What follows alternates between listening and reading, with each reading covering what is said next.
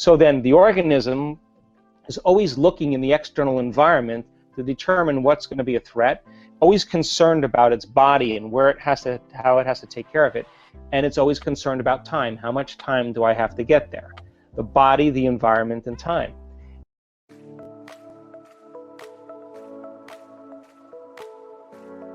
Welcome to Good Vibes. We are dedicated to raise your vibration to make you inspired and make your day. Before we start, hit the subscribe button and the bell button next to it.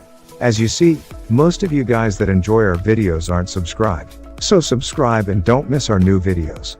Enjoy the video.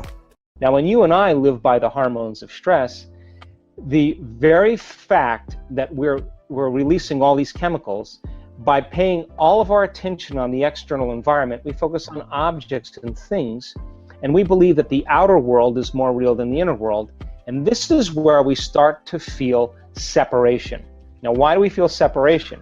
Because the hormones of stress cause us to begin to really begin to understand or perceive reality as a materialist, defining reality with our senses. So the atom is 99.9999999% nothing. It's energy, it's emptiness, it's open space.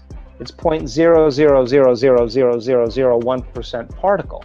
And when we're living by the hormones of stress, we're focusing on the particle instead of on possibility. And this is where we get in trouble, because when we get to this point and we experience that level of separation, we always try to force and control outcomes in our life because we are matter trying to change matter. In other words, when we live by the hormones of stress, we feel more like matter and less like energy because we are fundamentally functioning as a particle instead of possibility. So then people then begin to use what they know in terms of their limited resources to get what they want. They compete, they manipulate, they lie, they cheat, they steal, they do what they can to try to get ahead in their life because for the most part, they don't know that there's any other way to do it. They're functioning from a primitive nervous system. But when people begin to get beyond themselves, and we've studied the brains in the workshops that we've done, and you and I are absolutely at our best when we get beyond ourselves. The moment you become nobody, no one, no thing, nowhere, in no time, the moment you and I become pure consciousness, the moment we get beyond our identities, our bodies, our faces, our culture, our gender, our hairstyles, our wardrobes, we get beyond the things we own, the people we know, the places we lived, we get beyond our pain, our emotions, our habits. That's the moment no longer trying to predict the familiar future based on the memory of the past. That's the moment we become pure consciousness. In other words, we become thought alone. And that's the moment the body is literally releasing energy. And we go from particle to wave, from matter to energy. And the side effect of that is our heart begins to open. The brain gets very coherent. The heart begins to work with the brain. We broadcast a whole new electromagnetic signature. And instead of trying to predict the worst case scenario and get ready for it, we trust in the unknown. We trust in possibility. We begin to lay down the very thing we used our whole life to get what we want for something greater to occur. And so it's a skill, and you can teach people how to do this. And when people stop living by those limited emotions and they start opening their heart, they feel connected to something greater. And the moment they feel connected to something greater, they're no longer trying to force or control the outcome. They're getting out of the way and allowing the universe to organize it in a way that's just right for them. So the problem, I think, for most of us, me included, to answer your question, is that you and I and most people in our lives, we wait for our life to get so unbearable that crisis or trauma or disease or diagnosis or loss, something has to bring us to this lowest denominator in order for us to want to change. And this is a beautiful time in history, Panache, because people are beginning to realize that they don't have to wait for that. They can learn and change in a state of pain and suffering, or they can learn and change in a state of joy or inspiration. So, is there a connection between our authentic self and the soul, and how do we get there? Well, I think for most of us then, we begin to, we're young and we have a lot of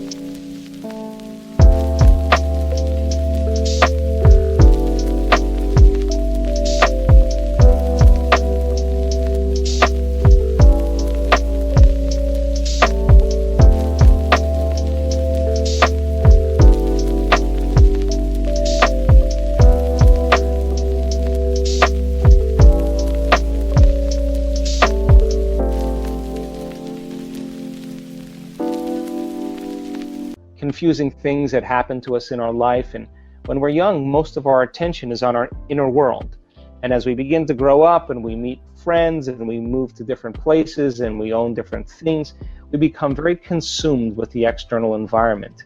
And we begin to create an identity by the people we know and the places we go and the things we do. And all of our attention goes to the external environment, and we don't want to pay a lot of attention to our inner world.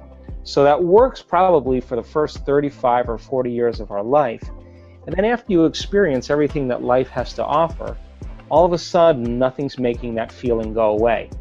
And this is the moment the soul begins to wake us up and say, pay attention, because nothing is making that feeling change. So in other words, when you can predict the feeling of everything that's going on in your life, and nothing new is happening, all of a sudden you're left with those feelings from very early on, whether it's emptiness or unworthiness or insecurity.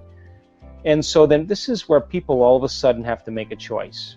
Some people, they buy the sports car, they buy the new boat, they join the new social club, they meet new people, they have affairs, they go on vacation to a new place, they buy new things. But when the novelty of all of those events wear off, here comes that feeling again.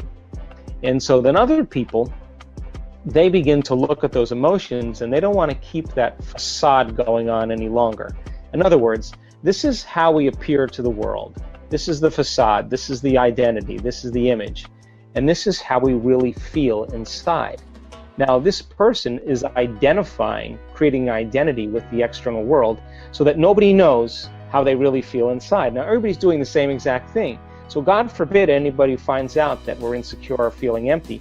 So you have to keep this facade going on with your identity and the environment and your body and the way you look and how busy you are, so that you don't have to look at this. Now, some people begin to look at this feeling, and this is the midlife crisis. This is where they say, I don't love you. I don't know why I'm doing this.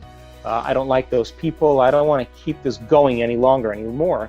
And they begin to pay attention to this feeling. Now, there's not a lot of structure in our Western world to do that. So the moment people begin to lose their mind and they begin to tell the truth about who they are, they begin to break their emotional bonds with everybody in their life.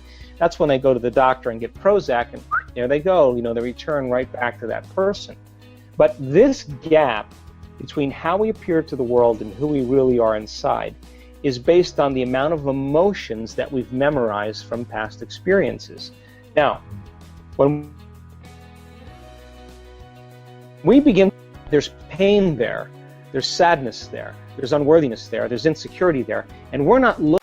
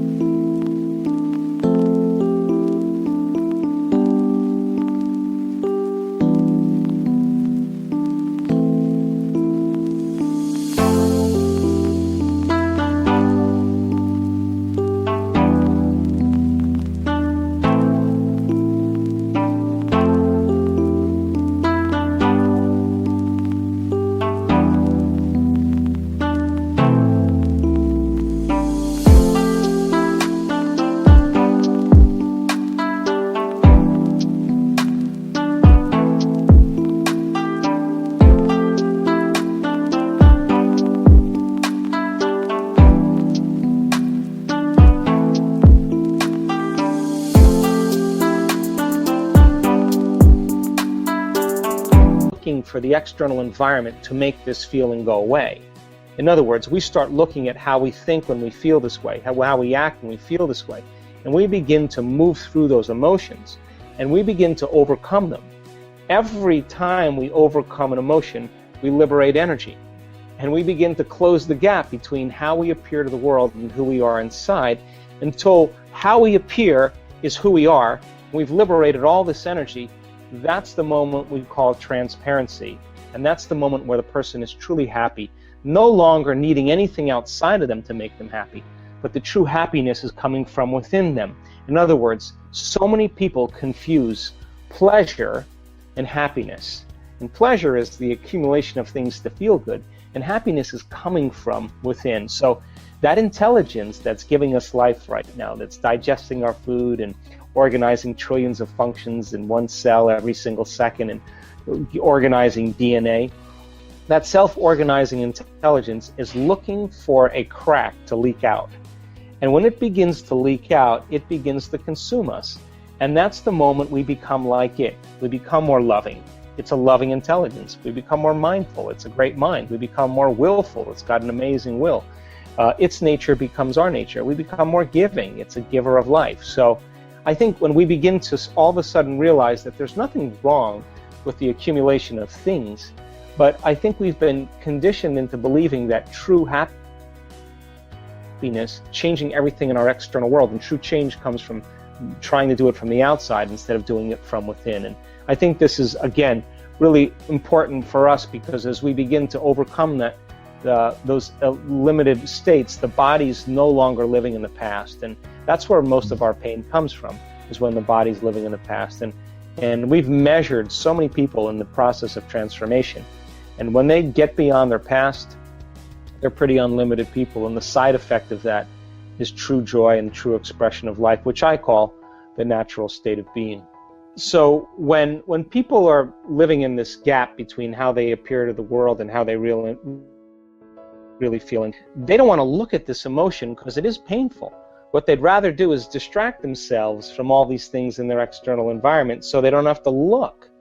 But when that feeling isn't going away, and they can't, after the sports car and after the vacation and after the buying the new things, a new wardrobe, the facelift, whatever, and this feeling keeps returning, this is a time really where they have to look at that emotion.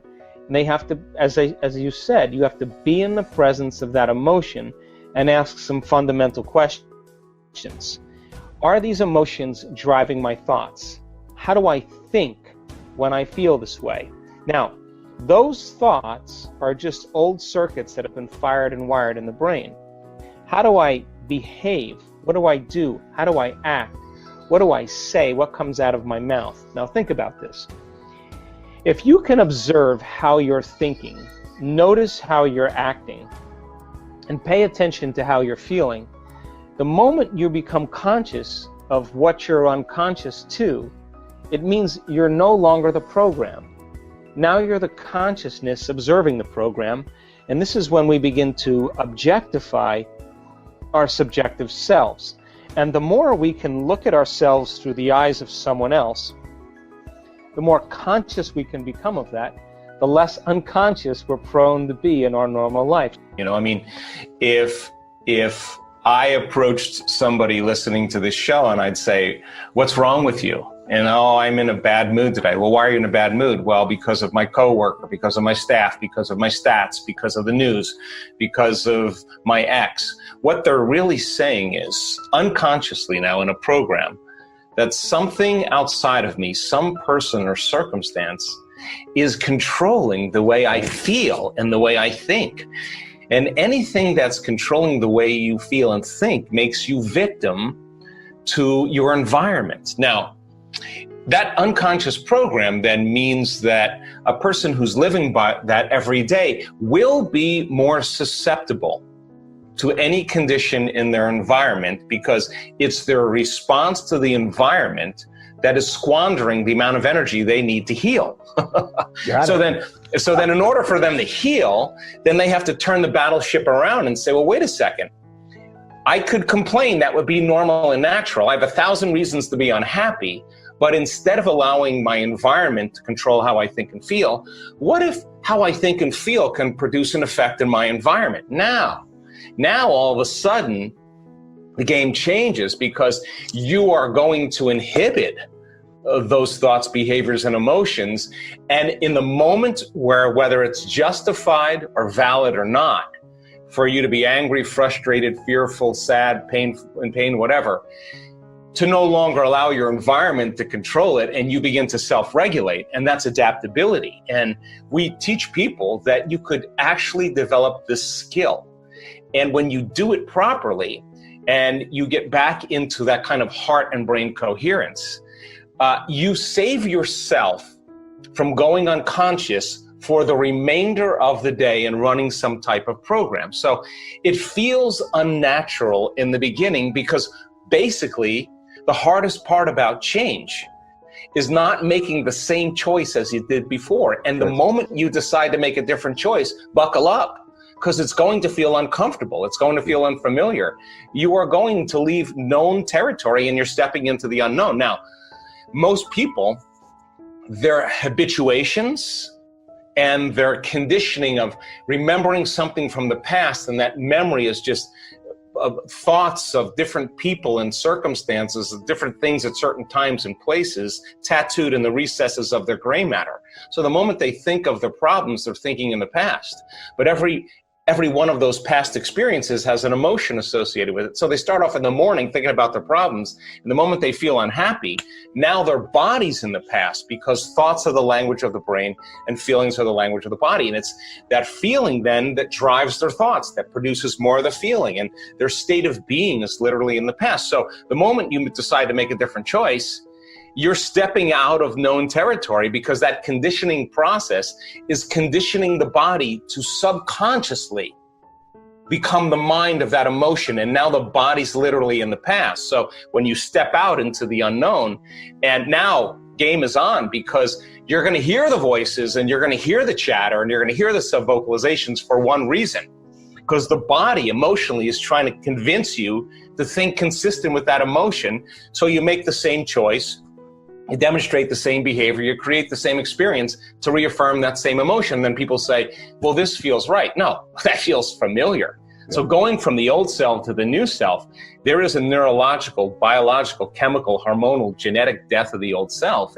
And crossing that river of change from the old self to the new self is what we admire about great people, whether it's Michael Jordan or William Wallace or Mahatma Gandhi or D.D. Palmer. I mean, they just took a chance in possibility. Some people would rather cling to suffering and to unhappiness than to take a chance in the unknown. So then stress then becomes the one thing that people rely on in their outer environment for an arousal. And the arousal of fear, the arousal of aggression, the arousal of anger, the arousal of pain is really taking the body's energy and mobilizing it for some threat in the outer environment, real or imagined. Well, short term, no problem there. But if you turn on the stress response and you can't turn it off, now you're headed for a disease. That's right. Because no organism can live in emergency mode for that extended period of time. So what's the side effect? From a neurological standpoint, you are going to see a lot of incoherence in the thinking neocortex. In fact, the arousal causes a person to try to predict the future based on the past. So now they're overly analytical. And our research shows when you get overly analytical, 100% of the time, you're going to make your brain worse, without a doubt. Wow. You're going to drive it further into those elevated high beta states. Same thing happens. You're sitting in traffic and you're frustrated, you're impatient, you can't run, you can't fight, you can't hide. So in a sense, biologically, you're stepping on the gas and the brake. But what happens to the heart during the sympathetic response? It's beating, but now you're not using that energy. So then the arteries of the heart constrict, and now you're pushing against the closed system, and the heart becomes incoherent, and energy literally leaves the brain and heart. And now, in a sense, the hormones of stress draw from our field of energy and turn it into chemistry. We become more matter, less energy, more particle, less wave. And now we feel separate from everyone and everything, because those chemicals heighten the senses to narrow our focus on everything material. We become materialists. So then there's no time to dream and survival. Why would you dream? It's not a time to dream. It's not a time to create. So people spend 70+% of their time living in this aroused state. And so they don't believe in a new future, because if they can't see it, smell it, taste it, hear it, feel it, it doesn't exist. So then suppressed neocortical function, consciousness drops right out of the thinking neocortex. And the act of slowing down your brain waves all of a sudden causes different compartments of your brain that were incoherent, because the hormones of stress are saying, what about this? What about that? What about this person? What about that appointment? You start suppressing neocortical function. Here comes innate intelligence. Here comes the autonomic nervous system. And now they begin to merge. And the autonomic nervous system's job is to do what? Create balance. So it says, this person is getting beyond their identity. And when the autonomic nervous system moves in, the brain neocortex starts to synchronize. And what syncs in the brain starts to link in the brain. And now what we see is the autonomic nervous system, when it's done properly, it turns on, Ron, to such a heightened degree of energy. We're talking 200, 300, 400, 500 standard deviations outside of normal. That's how much energy is in there. Now, I'll give you an example about standard deviations. If we took everybody who's listening to this call and we measured their eyesight, as an example, you would see that Z curve exactly the same. No matter what we measured, where intelligence, eyesight, height, weight, you'd see the same curve. And that big part of the curve, if you draw a line right down the middle, that's normal. That makes up about 68% of the population. A little better eyesight, a little worse eyesight, but it's kind of normal. Then the curve drops down and you have about 12% here, 12% here, a little better eyesight, a little worse eyesight. Then it gets down to the bottom. And you got 2% really great eyesight, 2% really poor eyesight. That makes up 99.7% of the population. Is either 3 standard deviations above normal or 3 standard deviations below normal, no matter what we measure. Now, we're getting brainwave patterns with energy in an aroused state of gamma. That's 200, 300, 400, 500 times outside of normal. Now, when neuroscientists and researchers look at this, and it's all autonomic nervous system. So no, the autonomic nervous system's processing a very coherent, very orderly, very high frequency, and the autonomic nervous system controls and coordinates all those systems. So the person, all of a sudden, the arousal that they're feeling is an arousal of ecstasy. It's an arousal of bliss. They're connecting with innate, and its signature is pure love. I mean, or wholeness, whatever you want to call it, or ecstasy, a feeling that moves you into the present moment. Now, when that happens, the feeling's not coming from anything outside of them. It's coming from within them, and they stop looking out there for it, and they start realizing that innate intelligence is real within them.